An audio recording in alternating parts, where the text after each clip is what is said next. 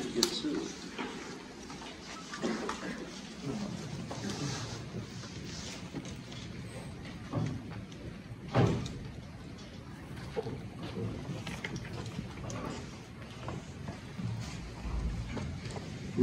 Who's these two right here? Okay. Who's that? Who's got these two right here? Okay. All right. Thanks for coming. Really appreciate you showing up today and covering the team. And we all know this is a big week, and what this is all about. Playing the school down the road for the Paul Bunyan Trophy. Big game for our players, for our university, for our fans, our alumni, our former Spartan Dogs. It's a rivalry game. We understand this is not just another game, and we get that. We know there's a lot of excitement leading up to this game and surrounding this game. The most important voices will be the voices inside of our building. We need to eliminate distractions and focus on what truly matters. It's going to affect the outcome of the game. We got some really good work in during the bye. We were effective, efficient, very productive. We practiced on Tuesday, Wednesday, Thursday. We were also able to get some recruiting in, some rest and recovery, scheme evaluation, offense, defense, and special teams. Able to get some guys back, work on some things that we needed to correct and where we needed some improvements. So we were able to get that done. Very productive bye week. And our focus right now is preparing relentlessly for the game, preparing for pressure, not just being ready, but being prepared, and being prepared for pressure of the game. That's where our focus is right now. We all understand the significance of the game. That doesn't take away from the fact that we need to prepare. It's what we do during the week leading up to the game that's going to greatly affect the outcome of the game. Our fans have been tremendous all season. It's going to be an electric atmosphere. It's going to be a capacity crowd. The student section is going to be packed. The deep end will be in full effect. We all know that. But again, it all goes back to preparation right now, leading up to the game, and focusing on what's most important, in our process to prepare for the matchup. So, with that being said, I'll open it up. State your name and affiliation when you ask the question, please. Thank you. Mel Tucker with the Trade News. We all talk about how important this game is, how big this game is. Did you pay attention at all to Michigan on Saturday? And is there a part of you that is almost happy that they remained unbeaten, and this is to add just a little bit more that both teams are unbeaten, and there's so much on the line beyond just the rivalry stuff? I would say I watched the game, and in a game like this, records don't matter, and that's not something that's within our control. So, the records are the records, and it's all about the preparation at this point. You talked about how exciting this matchup is going to be. This will be your first home matchup against Michigan, and your first one with a full Spartan Stadium. Last year was pretty empty. How excited are you for that full environment to come out on Saturday? Looking forward to it. We have tremendous fans in our Spartan Stadium. The woodshed is electric. It's a special place, and I love coaching and preparing for big games. Now, when you look at this Michigan team and how they're built, I mean, it's very run-oriented. Do you try and load the box against these guys? Do you kind of just keep playing the defense you've been playing, or do you feel like you've kind of installed some wrinkles over the last week? You want us to lay out our defensive game plan? Yes. No, I mean, you know what I mean, is it a game where you try and mix things up, or is it we stay the course? Well, obviously, defensively, you have to stop the run. You would like to try to make opponents one-dimensional if you can, and then affect the quarterback with rushing coverage. And so in the run game, we have to set the edge and build a wall.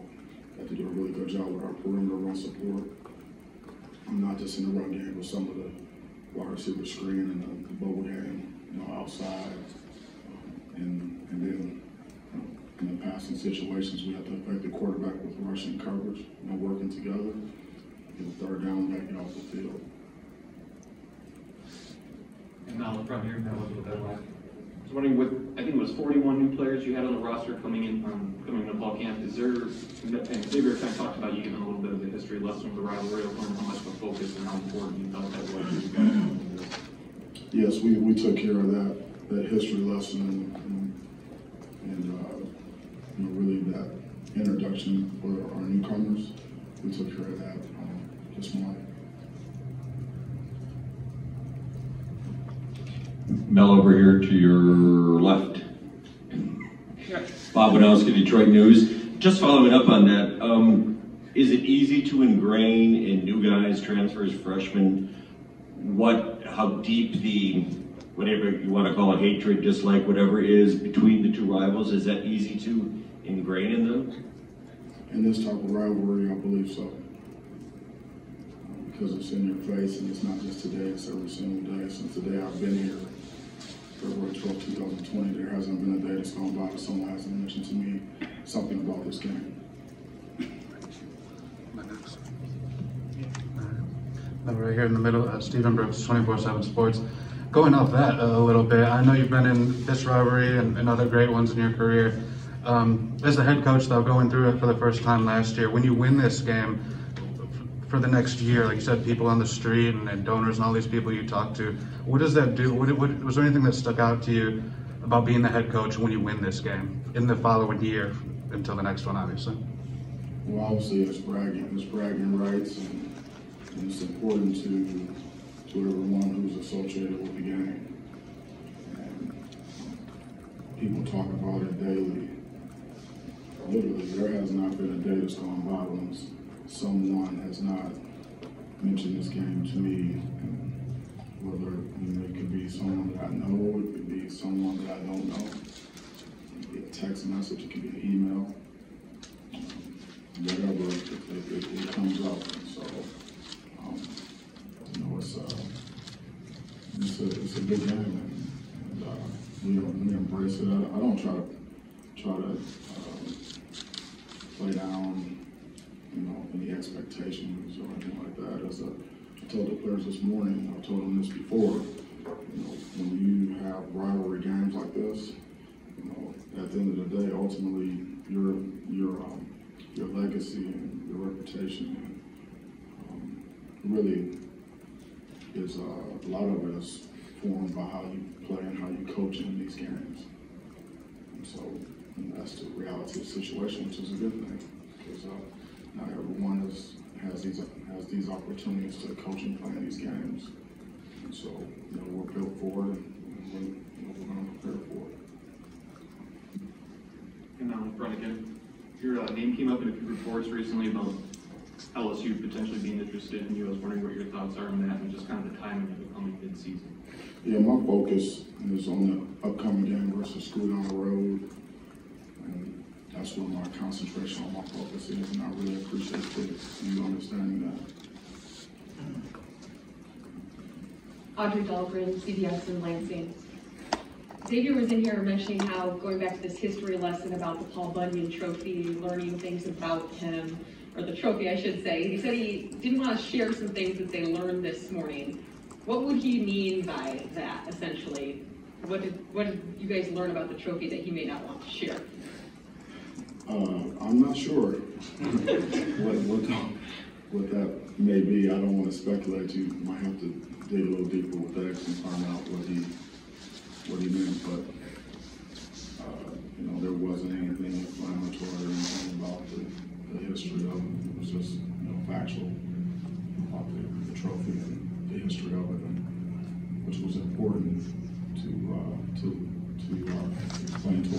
educate our team, not just the newcomers, but to remind our players that are returning about the trophy. You're welcome. No, it's here again, you're right. I know you're not really specific with a lot of injuries, but there are some guys that have been out for a little bit. You get the bye week off. Are you anticipating, without giving us details on guys, maybe are you expecting to be a little bit healthier for this game than you have been the last few weeks in certain areas?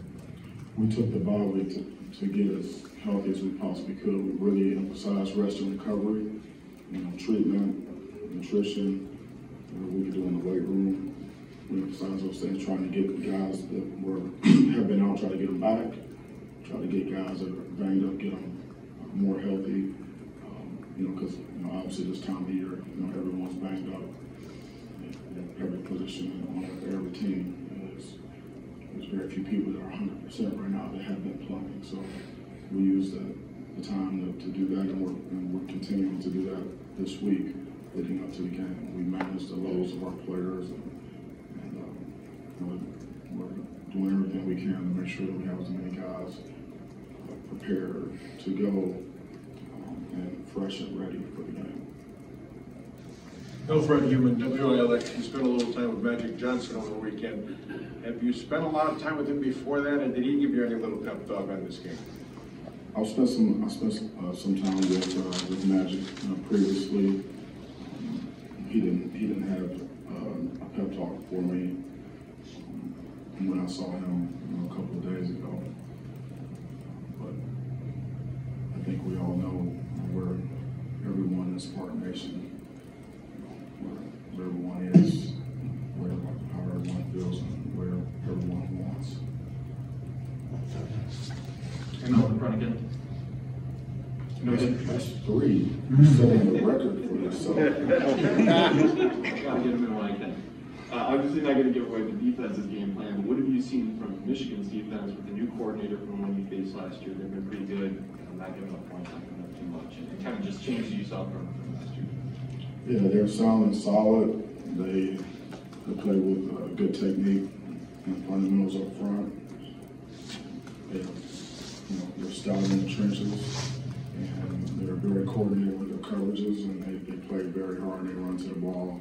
They're opportunistic in terms of forcing takeaways and things like that. So it's a strong group. They're very well coached, and they play extremely hard. I wondered if do you have an update on Ricky White and Michael Gravely? We haven't really talked about them, and obviously Ricky had the big game against Michigan last year.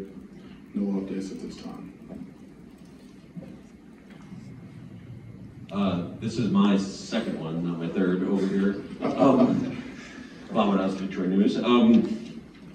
Historically, when you've been involved in rivalry games, what do you find is sort of the deciding factor? I know people say turnovers, running game, whatever, but emotions, how those are kept in check. I'm just curious if there's a commonality to what prevails in rivalry games. What prevails is execution. And our focus and our point of emphasis this morning, and it's going to be throughout the week, is to eliminate the drama in our preparation. At the end of the day, it's going to come down to execution, and we're playing with extreme effort. And obviously, the turnover margin is going to be a huge factor. But in big games, in all games, but especially these very, very high stakes games, it's all about playing clean football and complementary football, offense, defense, and special teams, working together for 60 minutes in the game, and eliminating foolish penalties, carrying out your assignment, being assignment sound, heavy emphasis on technique and fundamentals, doing things right all the time, and physicality.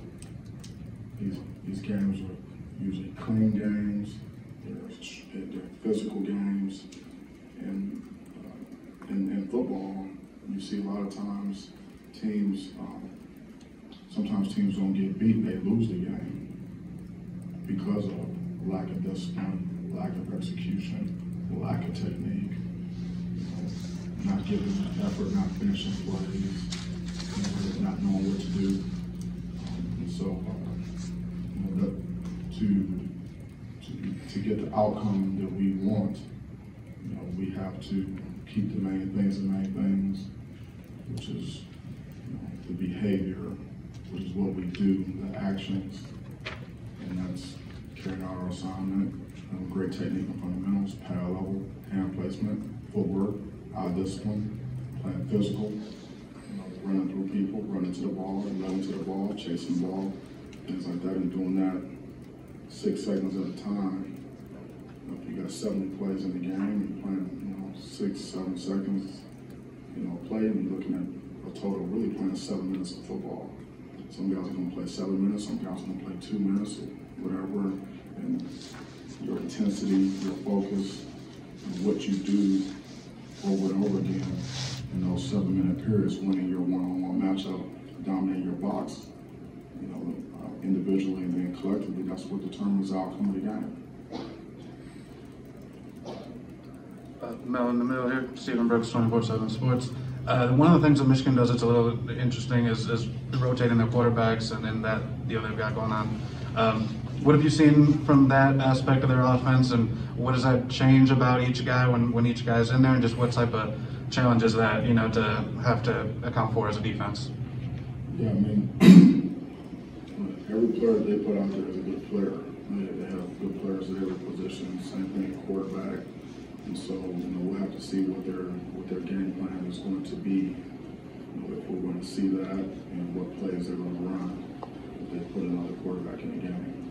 And we can't assume that they're just going to be runs, design runs. We can't assume anything. We have to read and react and play our responsibility, read our keys, and do our jobs on those plays. And so we do need to know who's in the game. We'll identify that and communicate that to the players before the play. Mel, Reiner Saban, Detroit Free Press. As the spotlight on you has grown bigger, how do you balance taking advantage of your race profile with kind of staying kind of true to what has gotten you here? Particularly from a recruiting standpoint. From a recruiting standpoint? How do you take advantage of the race profile that you've had over the last 2 months? Yeah, well, we recruit every day, and it's not a one-man show here. Obviously, we have great staff, great support staff, recruiting staff, operations, and so we recruit every single day, and obviously we're going after some very good players. We're willing to compete for those players wherever they may be. Recruit nationally. We fight like heck in our state, outside of our state, and recruits are taking notice of what we're doing, and our culture, and the product that we display on the field, and our consistency, and our performance. Our relations, our personal relationships with them and their influences, whether it's the family or their coaches. And so, obviously, we're getting a lot of looks from a lot of good players from all over the country, and that's a good thing. But for me, it doesn't change. It doesn't change my approach. It doesn't change our approach. We're just working to get better at what we're doing in our process. Keep cementing our culture. We're workers and doers, and we do everything with intent and process, and there's no accidents. So we continue to work the process.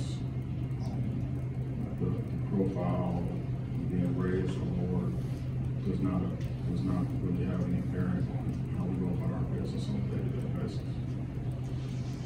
One question, one player update. This may be a short answer. I apologize if I missed it. Is there an update on Drew Breesley, and do you expect to have him back this year? I don't have an update on him, and he'll be ready when he's ready. Okay, he's still sticking with that. You're big on blocking out the noise, the outside noise. How much more difficult is it this week with the fans and the media and social media so involved in this rivalry? How difficult is it to block out that noise? Well, it's really depends on the individual person, because everyone is affected differently, and we lay out to the players every day. Did it again this morning. How to handle the distractions, and we give them the answers to the test every single day. And it's just follow the plan and stick with the process and listen to us, the voices inside our building, and our voices have to be louder than the voices outside.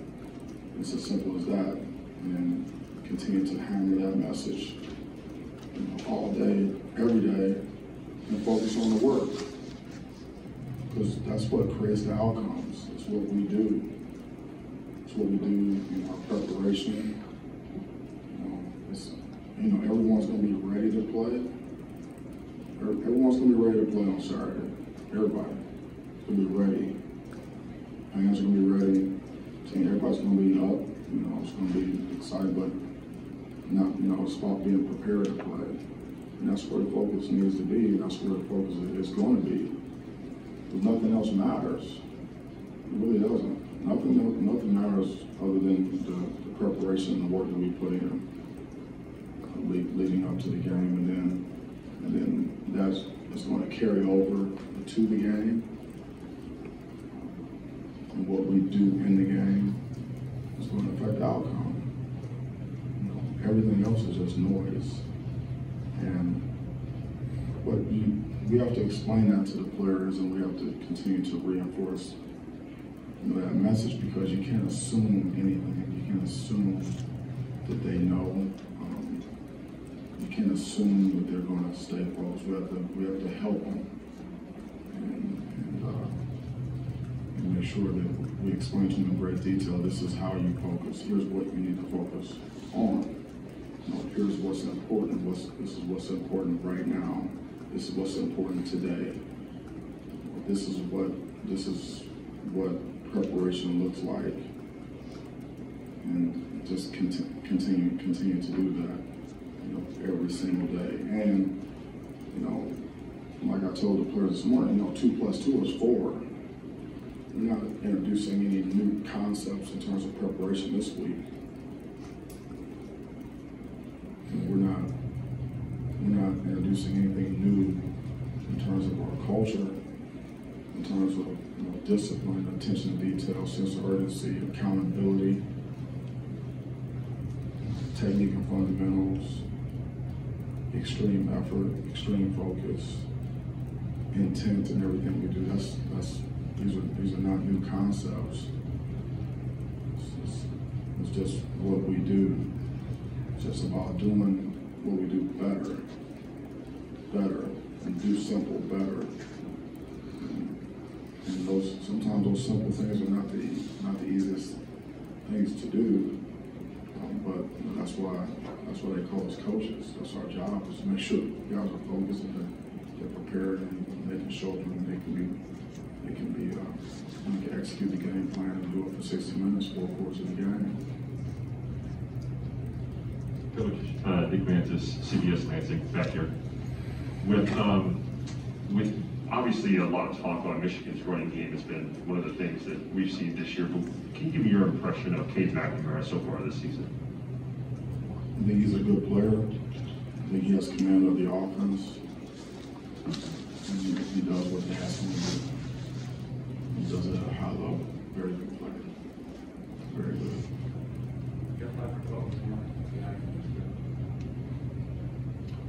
Jack Ebling, driving press pass. I know who you are, Jack. Just want to be sure. Dating back to the late 40s, Mel, The last 15 coaches in this series have not been able to win their first 2 games in the rivalry. Any idea why that would be, and what would a win do for your program, not just your team? Yeah, I'm not sure why. You know, obviously, the past is not predictive, you know, necessarily of the future.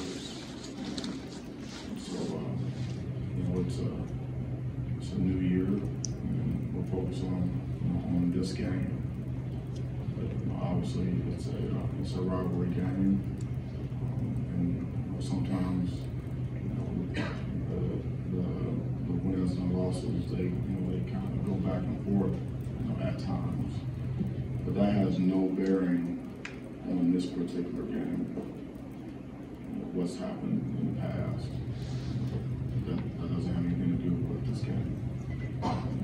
So this is a new game, new year, and so it's all about preparing for this game. And so that's how we're looking at it. And that's how I'm looking at it. That's how I'm approaching the game. Because the records and things like that, it doesn't affect how we prepare, which is what we're doing. And what we do is going to affect outcomes, so there's no need to focus on anything else. And when you say they don't all count one, what would a win here mean to the program, the way that things have changed for you the last 12 years? I mean, the last 12 months after the win. Well, technically, they all count one, you know, but in rivalry games, it means a little bit more. It means a lot more. And, you know, obviously, there's bragging rights inside the state. It's important in a lot of ways. And, you know, it's really too early in the week, you know, for me to go into everything. You know, in terms of like right now it's Monday, you know, it's really too early for me to go down the laundry list of everything what this game means, because it's just too early in the week to get there. We're going to prepare, and we're going to build, you know, up to the game, and then you know, we will peak the right time of the week. At noon, you're ready to play. But I know how big the game is. And if I know, my players are going to know. And they do know.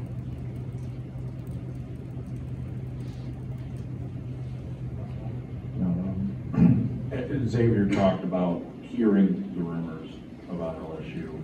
I was wondering if, over the course of the past week, we saw you out on the road recruiting. Was it a chance maybe to teach these guys about how to block out that noise in some ways? We talk about blocking out the noise every single day. You know, and as you go on the journey of the season, you know, the noise gets louder and louder. And so we have to focus on what matters. What's going to affect the outcome of the game.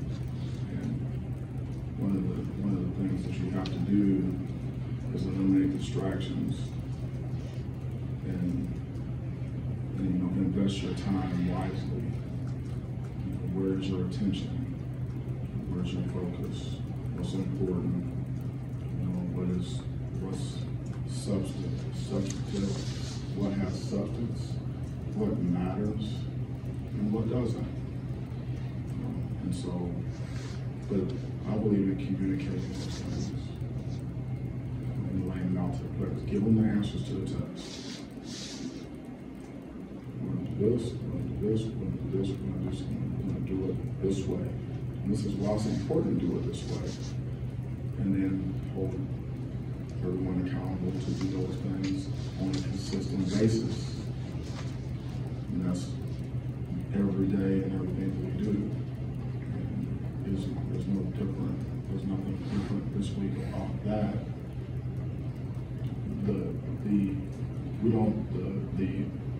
Just inherently this game is going to bring additional element of intensity and excitement and hype and things like that. So we don't have to add to that because it's inherently part of the game. And so, let's keep the main thing, and in our preparation. I mean, that's, we have a job to do. In here, we have things we have to do, every day to prepare. And the less distracted we are, the better. And what I saw today, what I saw last week, I saw a very focused football team, very focused staff. Today's practice was very sharp. I didn't see any indication of any distracted coaches, staff, or players today. Didn't see that today. So we'll take the next step tomorrow. Thanks, Coach. All right, thank you so much. Appreciate you. Connor Hayward.